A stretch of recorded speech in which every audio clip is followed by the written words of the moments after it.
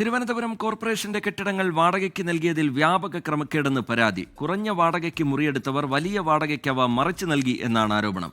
മുൻ കൗൺസിലർ ശ്രീകാര്യം ശ്രീകുമാർ വിജിലൻസിന് പരാതി നൽകി. അതിനിടെ തിരുവനന്തപുരത്തെ സ്മാർട്ട് ബസ്സുകളെക്കുറിച്ചുള്ള ചർച്ച തലസ്ഥാനത്ത് പുതിയ വിവാദത്തിന് തിരികൊളുത്തിയിട്ടുണ്ട്.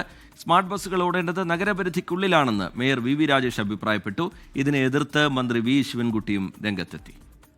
പീക്ക് അവേഴ്സിൽ ഈ ബസ്സുകൾ പൂർണ്ണമായിട്ടും പട്ടണത്തിലും അതിനുശേഷമുള്ള സമയങ്ങൾ ആവശ്യമാണെങ്കിൽ തൊട്ട് അടുത്തൊക്കെ ഉള്ള നഗരങ്ങളിൽ ഓടാമെന്നാണ് കരാറിലുണ്ടെന്നാണ് ഞാൻ മനസ്സിലാക്കിയത്.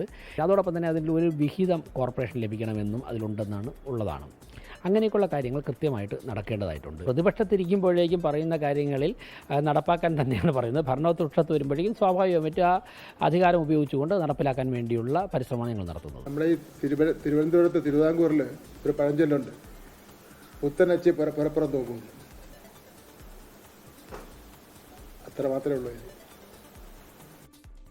മേഘന മുരളി വിവരങ്ങളുമായി തിരുവനന്തപുരത്ത് നിന്ന് ചേരുന്നുണ്ട്. മേഘന, ശ്രീലേഖയും വി കെ പ്രശാന്തും തമ്മിലുള്ള മുറിത്തർക്കം, പിന്നാലെ നഗരസഭയുടെ വരുമാനം വർദ്ധിപ്പിക്കാൻ പ്രഥമ പരിഗണന എന്ന നിലയിൽ ഈ വാടകയുമായി ബന്ധപ്പെട്ട കാര്യങ്ങളിൽ വിശദമായ പരിശോധന നടത്തുമെന്ന മേയറുടെ പ്രഖ്യാപനം, ഇപ്പോഴത് വിജിലൻസിന് മുമ്പിലേക്ക് തന്നെ ഒരു പരാതിയായി എത്തുന്ന സാഹചര്യം, അതിനിടയിൽ ഈ സ്മാർട്ട് ബസ്സുമായി ബന്ധപ്പെട്ട് പുതുതായി രൂപപ്പെട്ടിരിക്കുന്ന വിവാദം, അങ്ങനെ തുടക്കം മുതൽ തന്നെ തിരുവനന്തപുരം കോർപ്പറേഷൻ ഒരു വിവാദങ്ങളുടെ കേന്ദ്രബിന്ദുവായി മാറുകയാണല്ലോ മേഘന മുരളി. തീർച്ചയായും രജിത്ത്, ഇപ്പോൾ നിലവിൽ പുതിയ ഭരണസമിതിയുടെ മുന്നിലുള്ളത് രണ്ട് തർക്ക വിഷയങ്ങളാണ്. അതിൽ ഒന്നാണ് ഈ കെട്ടിടങ്ങൾ, കോർപ്പറേഷൻ വാടകയ്ക്ക് നൽകിയിട്ടുള്ള കെട്ടിടങ്ങളുമായി ബന്ധപ്പെട്ടത്. രണ്ടാമത്തത് ഇലക്ട്രിക് ബസ്സുമാണ്. അതിൽ ഈ കെട്ടിടങ്ങളുടെ കാര്യത്തിൽ വി കെ പ്രശാന്ത് MLA യും അതുപോലെ തന്നെ ശാസ്ത്രമംഗലം കൗൺസിലർ ശ്രീലേഖയും തുടങ്ങി വെച്ചിട്ടുള്ള തർക്കമാണ്. അത് മറ്റൊരു തലത്തിലേക്ക് പോകുന്നു. അതിൽ പ്രധാനമായും നേരത്തെ തന്നെ മേയർ വി രാജേഷ് ഇത്തരത്തിൽ കോർപ്പറേഷൻ സെക്രട്ടറിക്ക് ഈ കെട്ടിടങ്ങളുടെ കണക്ക് പരിശോധിക്കാനുള്ള ഒരു നിർദ്ദേശം നൽകിയിരുന്നു. അതിന് പിന്നാലെയാണ് വിജിലൻസിലേക്കും ഇതൊരു പരാതിയായി പോകുന്നത്.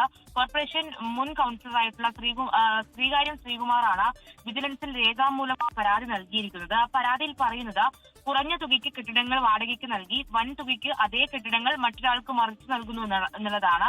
അതുവഴി കോർപ്പറേഷന് വലിയ തരത്തിലുള്ള നഷ്ടമുണ്ടാകുന്നു, ലക്ഷങ്ങളുടെ നഷ്ടമുണ്ടാകുന്നു. അതുപോലെ തന്നെ ഓരോ വർഷവും കെട്ടിട വാടക പുതുക്കണമെന്ന വ്യവസ്ഥയുണ്ട്, അത് പാലിക്കപ്പെടുന്നില്ല.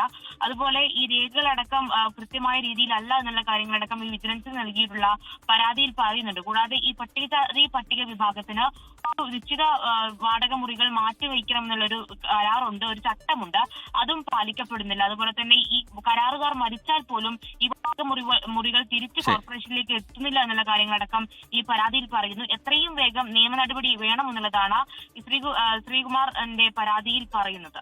ലോകത്തെവിടെയായാലും ഏത് സമയത്തും 24 വാർത്തകളും ഓഗ്മെന്റഡ് റിയാലിറ്റി പാക്കേജുകളും എക്സ്പ്ലെയിനറുകളും വിശദമായി കാണാൻ ഞങ്ങളുടെ യൂട്യൂബ് ചാനൽ നിങ്ങൾക്ക് സബ്സ്ക്രൈബ് ചെയ്യാം.